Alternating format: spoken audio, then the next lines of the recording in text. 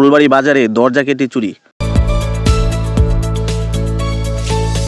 কলমাকান্দা উপজেলার লেঙ্গুড়া ইউনিয়নের সাতশহীদ ফুলবাড়ী মুক্তিযোদ্ধা বাজারে বাইজিৎ টেলিকমে দরজা কেটে চুরির ঘটনা ঘটেছে।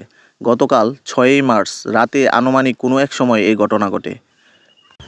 এই সময়ে বাইজিৎ টেলিকমে থাকা mobile phone, CCTV hard disk, CCTV monitor এবং ড্রয়ার ভেঙে নগদ অর্থ চুরি হওয়ার ঘটনা ঘটে।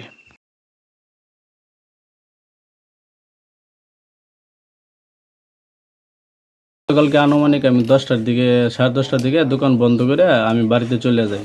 রাত্রেবেলা বৃষ্টি হয়েছে, ঝড় বৃষ্টি হয়েছে। আমি সকাল 9টার দিকে দোকান খুলি। দোকানের শাটার খোলার পরে দেখি হলো আমার দোকানের ওই ড্রয়ার আমার ওই যে টেবিলের উপরে। দেখার পরে ভিতরে ঢুকলাম, অনেক কিছুর ভাঙ্গা। তো ভাঙ্গার পরে দিয়ে টাকা পয়সা নিয়ে গেছে, চুরি হয়েছে। এই আমার সিসি ক্যামেরা ফুটেজ ছিল, ওই ডিভিআর ছিল, এগুলো নিয়ে গেছে। তারপরে কম্পিউটারের হার্ড ডিস্ক ছিল, এগুলো নিয়ে গেছে।